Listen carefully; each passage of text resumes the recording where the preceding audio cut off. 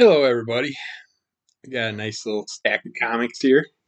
Nice little variety of new and old put together. Starting off with an absolute Flipbook. Bought this for the other side, but yeah, Pandora's blog story on this side, and you got a Monster Isle story on this side. They're both number one stories. Starting out with Pandora's blog, it's basically a gal seeing her lifestyle, her social lifestyle, all that going on, and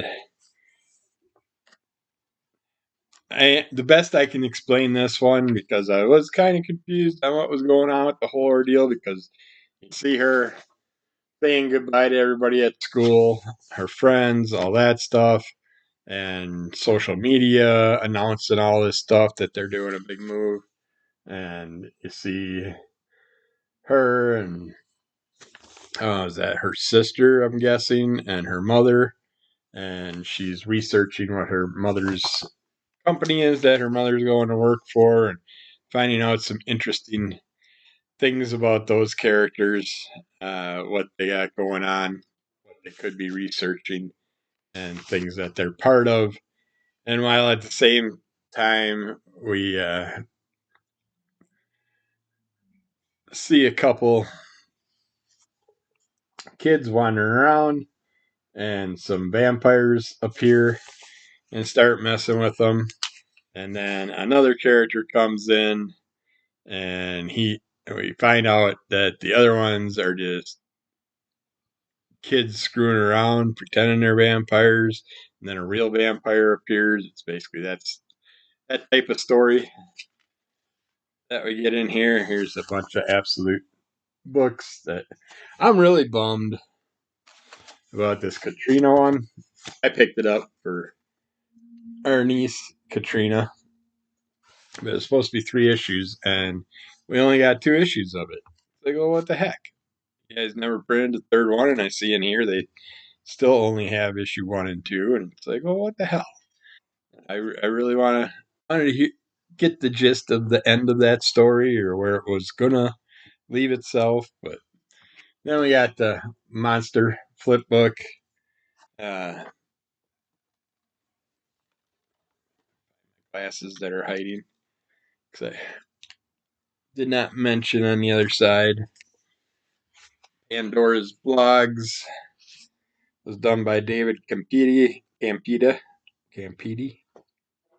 was the writer. Jinky Coronado and Larry Tazan were the artist. Colorist Katrina Mayhow. Zach Matheny was the letterer. And then on this story, we got Larry Hama is the writer. Arielio Mazzara is the artist. Colorist is Alessandro Buffa with graphimated cartoon. And letterer is Zach Matheny. On this side of the story, we got a little girl that's having problems with creatures bothering her in her dreams. Uh, in her dream state, I guess you could call it. But then we see there over here. Oh, that's why, because we missed a page. But she goes running off. She's trying to get away from these monsters. Everywhere she goes in her dreams, these monsters are. There's all kinds of different monsters, giant octopus, giant gorilla, and just all kinds of things attacking her. She's got her little bunny buddy, stuffed bunny that she's taking with her, and then her mom wakes her up from the dream and helps settle her mind. But then her grandpa steps in and says, basically, is talking about how the creatures are real. And I just noticed something now.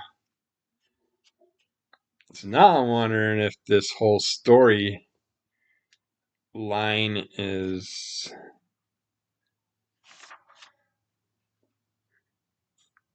a dream. Because her mother wakes her up, her grandfather's there. Then we go to this storyline where they're there's some kids going off looking for this monster isle that one of them read about back in the day, but this old man that appears has the same facial hairs and features as the grandpa. So I'm kind of thinking he might. It's like this is a day later and a skosh upriver. Uh, yeah, this has that kind of Wizard of Oz feel to it. It's like I'm kind of curious how it's going to play out and stuff. But they go into a bar where there's a bunch of the locals, and they are all kind of strange in their own special ways, and uh, makes these kids feel very unwelcome, and they're just set on finding this monster isle. This old albino lady comes out in a wheelchair, which is moving without anybody pushing it or her using her hands on the wheels to move around. So the kids are like kind of freaked out a little bit about what's going on with that. And then we also get our carrier's mother. I know she is the sheriff of this town. So yeah, that's got to be the old creepy man's got to be the grandfather. And but this just has that Wizard of Oz feel to it, but it's very interesting how they're treated. These kids that are looking for Monster Isle and stuff, and I kind of get our little girl and her bunny up here towards the end. I don't want to show the last page because of the spoilers, but she basically is like, yeah, things aren't going to get better. There's monsters everywhere. You got to deal with them in this world now. I was very happy with this. I'm not a big flipbook person. I'd rather just have a full story than have two partial stories because these are all leading into more stuff. So I'm going to have to get it eventually to find out what happens. I don't care about Pandora's blog, but I'd like to know what's up with the whole vampire thing going on. Uh, but I'm more interested in Monster Isle. Then Archie and Friends. This was a camp counselor one. This is Archie and Friends number 6. Not in too bad a condition. A little wrinkly on the cover and stuff, but the interiors are pretty good. But we basically get where Veronica's dad, his butler's leaving. He's tired of the kids. He's like, there's no way I'm going to spend the next 3 months of summer with these idiot kids in your house annoying me. And he's so Smithers is like, screw it, I'm out of here. I'm done working for you. And uh,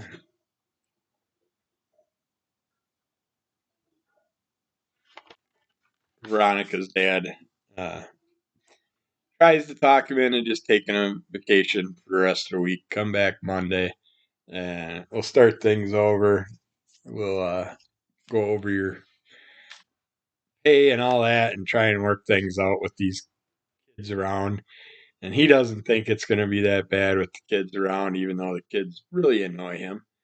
And you happen to see after the butler Smithers leaves, see the guys of Riverdale in their swimsuits all ready to go swimming at Veronica's house. They're ready to have a party all day long. They're trashing stuff. Jughead's already destroyed the kitchen and ate everything that he could, and just I don't understand why he has to have 75 plates all over the counters and pots dumped on the floor and all that stuff. Why he can't just be a little humane and kind of like eat and cook without destroying everything around him. Never really known him to be that destructive around food. He's more focused on the love of food than just devouring everything and making a huge mess, from what I know of Jughead. But yeah, things get broken, problems happen. the girls explain to Veronica's dad that the camp is closed for the summer because they didn't have enough people uh, coming to the camp, and so they didn't need all the camp counselors. So the boys would be off being camp counselors for the summer if it wasn't for that. But because they had a shortage, they're stuck home for the summer, and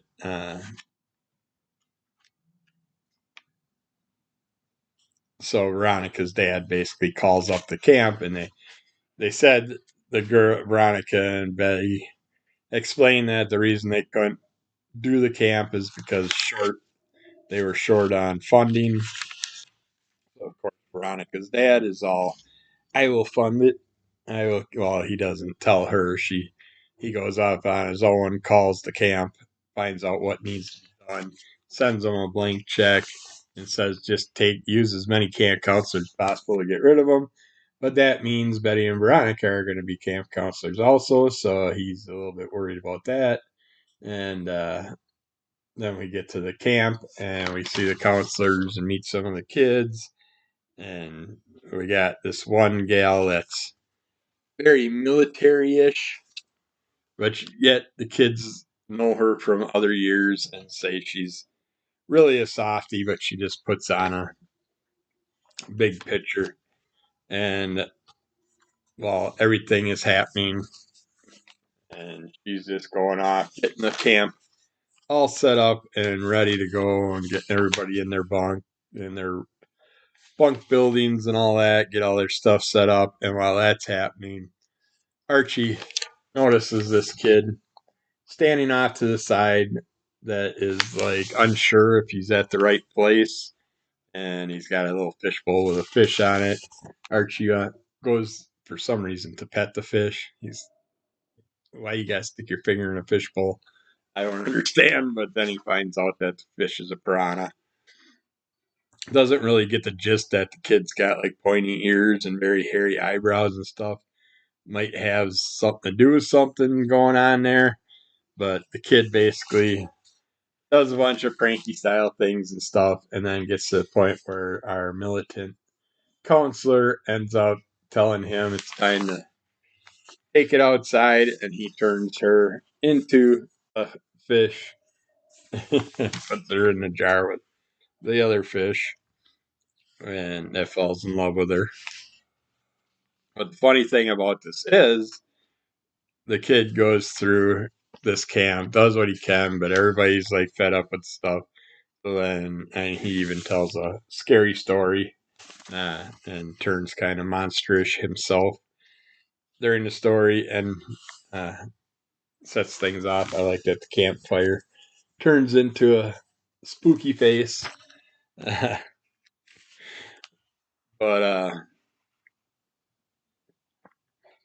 the counselors are wondering what happened to the militant lady, and he just acts normal about it and stuff. And then that whole campfire thing where he scared them and all that. It's like he's having fun messing around with all the counselors, but then everybody's like, uh, the kids are more adult than the adults, and they just go through some stuff, and then he ends up realizing he's in the wrong camp, and he's not having fun messing with people anymore, so he's headed back. Well, he goes off to the other camp that Sabrina is working at, and she's looking for him, and she's like, "If you don't come back, then I'm quitting as camp counselor because I lost you." And it's like, so they work that out, and uh, one-eyed lady and stuff. Uh, but the thing that I was curious about, because I don't see anywhere after this event where he gets to the new camp and stuff with the fish. Where's the fish bowl? Where, I mean, is she going to be a permanent fish now? Is she not going to be transformed back? Because she never was transformed back. She's not the the counselor that was all militant. She's not around anymore. So that I was kind of curious about how that didn't work its way out. Uh, because it's basically like killing someone and not letting anybody know. I mean, she just completely disappeared. And so you'd think they'd want to find it. But the thing that happens at the camp when our creepy character gets back, no good picture there. I'll show Sabrina's aunt. She called them for help, but all the kids started breaking out in this weird rash, thinking like chicken pox or something like that. Oh, the whole trick to the whole thing was something that the kids ate, and that's how they ended up the way they were. Person I got this from, I don't know why, but they're like, well, if you want, give those Archie comics to so and so because he bought an Archie comic and he likes Archie. Why am I going to just give away my stuff? I don't know. I don't know why you tell someone to give away stuff that they got from you. I mean, that was weird, but that one's not going away because it's number one. It's got monster stuff in it, and number two, Archie, and number three, I enjoyed it. So that one's staying in my pile. This one, though, I'll probably give to that person. Although it is a roller coaster cover, and I collect roller coaster cover stuff, uh, or amusement park type things. But this is Archie's Roller Coaster by Al Hartley, and this is the Christian Archie comics, which they mention God and stuff like that, and religious things here and there, but I don't think they overdo it too much. But Archie is obsessed with getting Veronica into the um, tunnel of love, and she's like, "Well, let's wait. I want you to win me a prize first." So she sees this big giant bear that she wants, and she's like, "Get me that bear. You got to win me that bear before we go to the tunnel of love." So Archie tries, can't hit a thing. Number one, he's throwing the ball too high. He's making a big mistake that many people do. They go for the center of the bottles or the tops of the bottles. And that's not what you want to do. You want to go for the bottom of the bottles because the bottles are weighted usually. And they do it so they can make money. They set them up that way. But Archie fails. Reggie steps up. Reggie wins the bear. And Reggie and Veronica go off, wandering off, hopefully to go to the tunnel of love themselves. But Archie runs after, tries to get a second chance. And so Veronica's like, "Yeah, I'll give you a second chance. You take the big bear. You take care of it all day. And if you still got the bear and everything's good at the end of the day, maybe we'll go on a date." And then she takes off with Reggie. So it's like, okay, so she's tramping it up in a religious comic. She's going from guy to guy. Uh, we got Jughead, of course, working on food. He found the largest hot dog that he's seen, and he wanted Archie to help share it, each one on each end of the hot dog. But Archie's more interested in what's up with the other two characters. And while that happens, Betty runs into Archie, and Archie says a few words that get taken the wrong way, and Betty thinks that's the bear's for her, so she takes the bear, and she's all excited about that. And then they end up going into the Hall of Mirrors, which everywhere they go, I mean, Reggie and Reggie's there. I don't know where Veronica is, but you got Reggie in the Hall of Mirrors with them. So that's kind of weird. It's like Veronica just disappeared, but you do have Ethel standing in front of a mirror, and she looks like Veronica in that mirror, but yet you don't have Veronica anywhere with them. So that was kind of weird. It's like, did Reggie kill Veronica? What's going on here? She just disappeared. But then once they come out of the Hall of Mirrors, they get towards the end of it and stuff. Reggie's nowhere to be found with them either. So it was just, I just don't understand why they laid it out like that. But it's a story. But then Veronica comes back and notices Betty's got her bear, and they go off on that. And of course, Archie gets in trouble for it. And let's see, here's like, you write letters and God answers prayers. So basically, the person that answers the comments thinks they're God. Isn't that blasphemy in itself? I don't know. So L. Hartley has some explaining to do. Uh, but yeah, it's just basically seeing Reggie constantly running after Veronica, and then he thinks he sees Veronica all alone going into the tunnel of love because she's got the bear with him and stuff, and so he just jumps the fence, jumps in the boat as the boat's going into the tunnel of love, and they make out, and when they come out, we find out that it was Ethel that was sitting in the boat that Archie thought was Veronica, so Ethel gets all excited and thinks they're going to be dating, and all kinds of things happen. And it was interesting. And then it all leads up to them in the House of Horror. But if you want to talk about horror, it's like,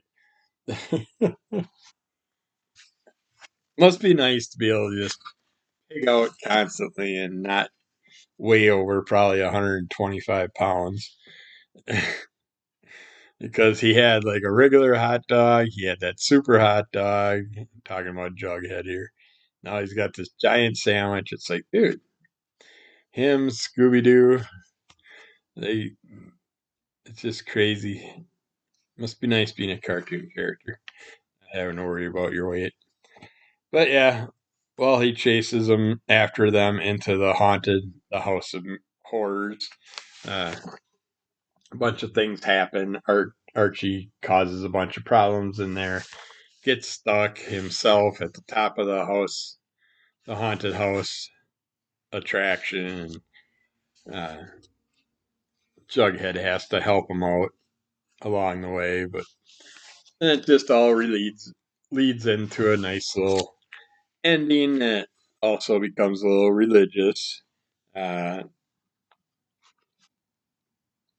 some, they have some issue with rides that end up people getting stuck on things. They keep running into the gang throughout the whole thing, and then they just uh, are looking for to help each other because Jughead's all messed up from going on a roller coaster, and it's like, well, he shouldn't be on anything like that anyways because he ate a ton of food that's going to make him sick. But yeah, they talk about God and love and all that stuff in the last couple pages, but it was done pretty decent. I enjoyed the storyline. I just want to rip that off, but I don't. Someone may want to repair that someday. But yeah, I don't know. That will probably be given to somebody. Uh, and then, as I mentioned, my LCS didn't know it was Batman Day. Didn't do nothing for Batman Day. They lied to me and told me they had stuff coming. But then when I went back a week later, they're like, "Oh, we never had nothing coming." It's like, okay, so you don't care about bringing in promotion to increase your business, but that's fine. You just moved to a new shop. Why would you want to promote yourselves more? It's just frickin' stupidity. And they have a second shop up in Appleton, Wisconsin. It's bigger and ran way better. It's like when they have free comic book day, I stop at that one, but I don't go to the one that's close to me. This is Batman Year 2, Number 1, Batman Day 2025 Special Edition. In this one, we get to find out that there was a character back in the day. I kind of show it there too on that. You got this Reaper character that was kind of like the superhero of the city back in the day and took care of people that were causing issues. And they talk about it, and then we go into an event that's happening where people are stealing TVs and whatever else from apartments, and the bat symbol goes up, and they don't realize though that Batman's with them in that building, just sitting there. And one guy shines his flashlight on him, and Batman's just standing in the corner, waiting to put them in their place. And of course, they got weapons, so they're gonna go shooting off in the dark and stuff. And Batman will put them in their place, and then leaves them to go after the bat symbol and see what's up with all that. And when he does that, we don't really find out what the whole bat symbol's about there, and then we jump to daytime, which I'm guessing is the next day, where we got, I guess that's Bruce Wayne. I don't like the way he's drawn, and he's not really grabbing me as Bruce Wayne. He almost has more of a Superman style look to him, but just not. And then Bruce's girlfriend. I know nothing about this gal. I don't know what's up with her, but he's like wanting it.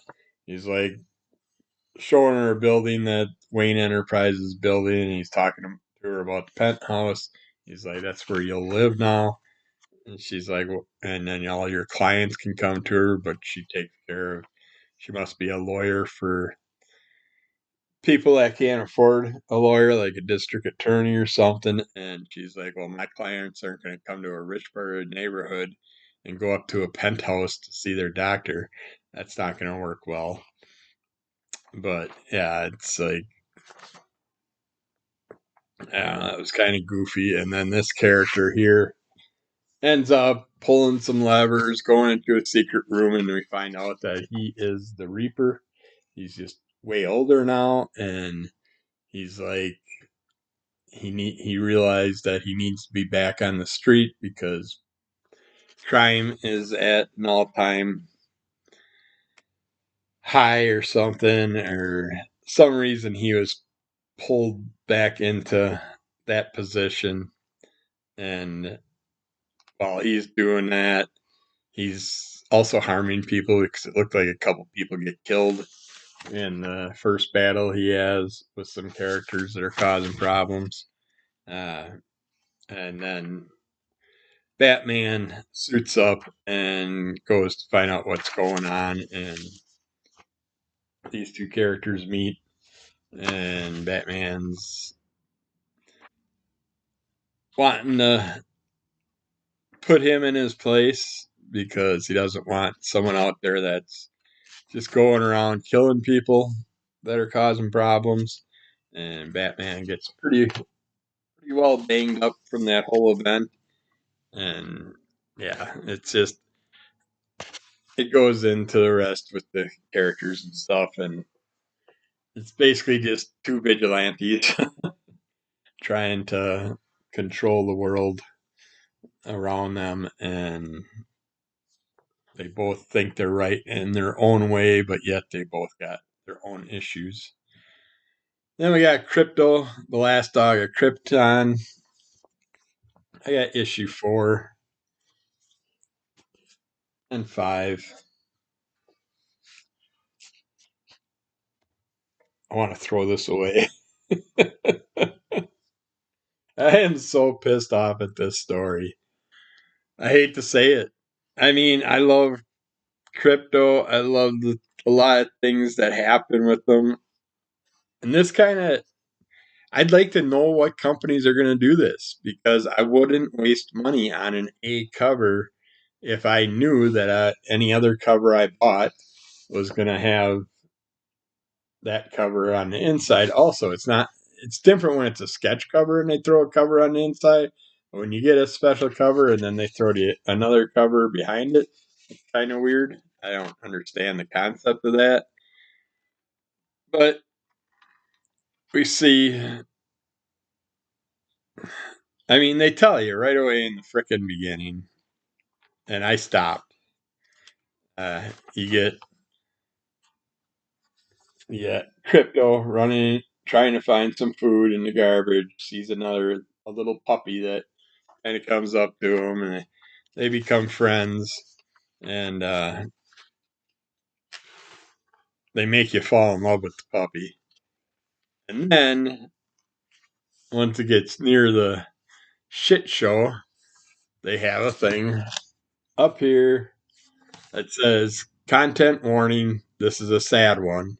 Read it with someone to hug nearby. And it's done by Ryan North, Mike Norton, Ian Herring, Farron Delgado. The first two issues, or three issues, if you've been following me, we're a shit show to start with. And we're dealing with animal abuse, animal neglect, animal death. I mean, so much good came from the new Superman movie that got kids like, yes, I love Krypto. And then you make a freaking Krypto book that's all about animal abuse? Why? All comics nowadays are aimed at adults. This was the one opportunity to bring young kids into the fold. And you shit on the whole concept by introducing animal abuse, animal death, all this shit that no one, I don't know, I'm sure there's lots of idiots out there that were all like, oh yeah, yeah. But this pissed me off. I mean, I don't even really want to talk about the rest of the story, but what happened, some other kids find dogs, and then they come across this robot thing, which is apparently part of Bizarro World, and it's doing a thing on research on the planet, whatever planet it lands on. It's supposed to report back and give all the info, and things happen, and I'm not going to give it all away, but it's kind of obvious. I mean, it's just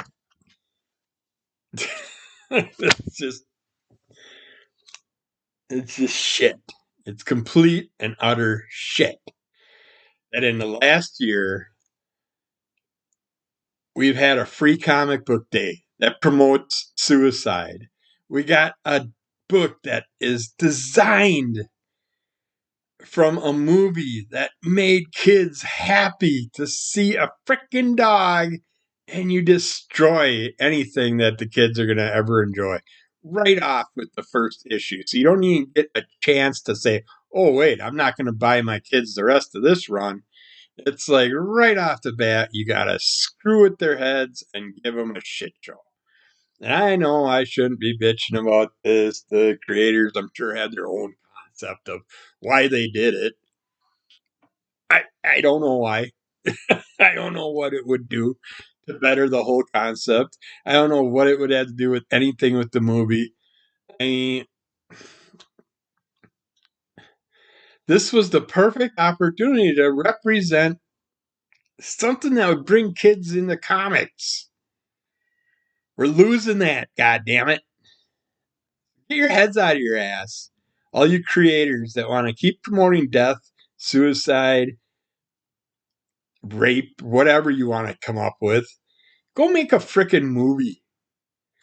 Some stupid ass movie about something that people get the concept from. But don't take something that kids are going to get their hands on. I mean, free comic book day, you can just walk up, grab whatever comics off the table, and you got uh, these suicide books and all this shit. No, this crap with Krypto, I was so looking forward to the last issue. Yeah, it was great seeing what happens when Krypto finds his family.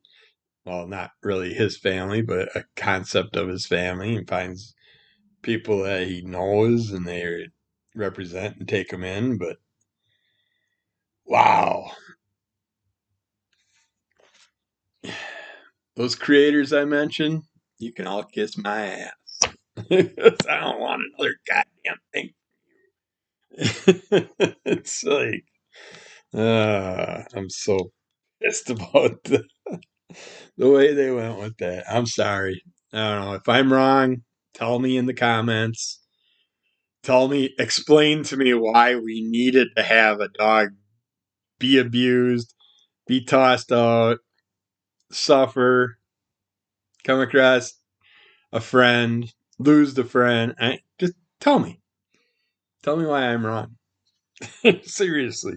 I want to know because I want to know why you people are as stupid as you are. Because if you think I'm wrong, you're a freaking idiot. Straight up.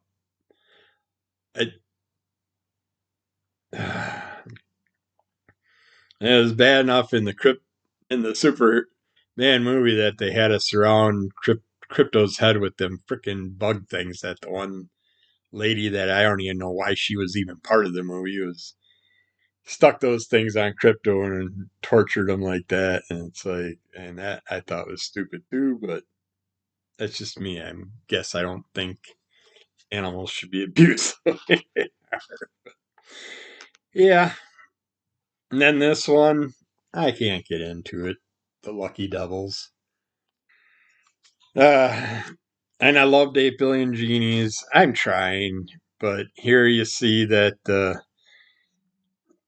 two angel demons, whatever you want to call them, that are sitting on separate shoulders, uh,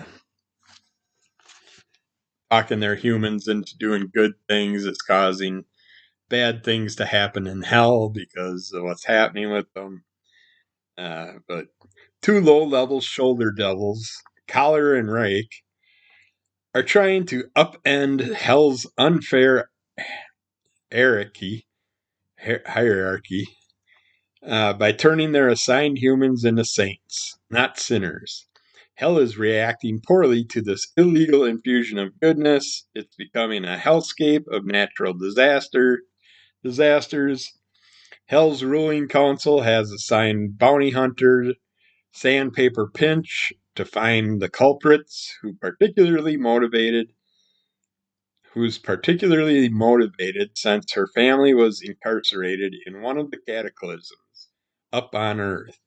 Cameron Stain and Star Winslow have realized their rise in human society is actually due to two minions of Satan and are trying to use their new influence only for good.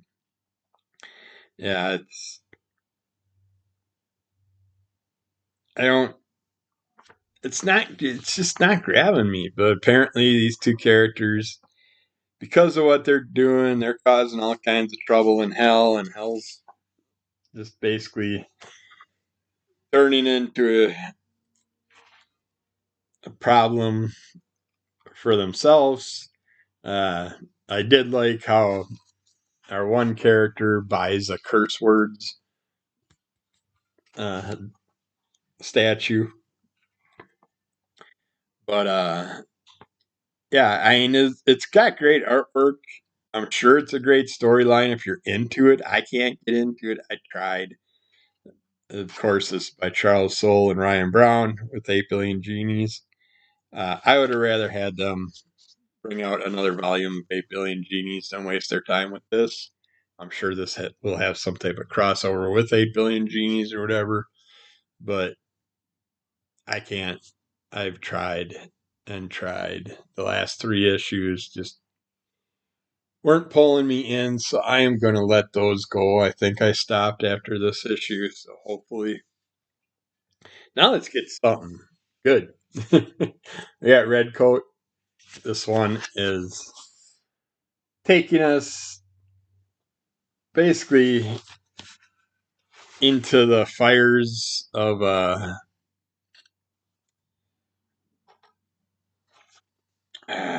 well, basically the whole town's being burned down, and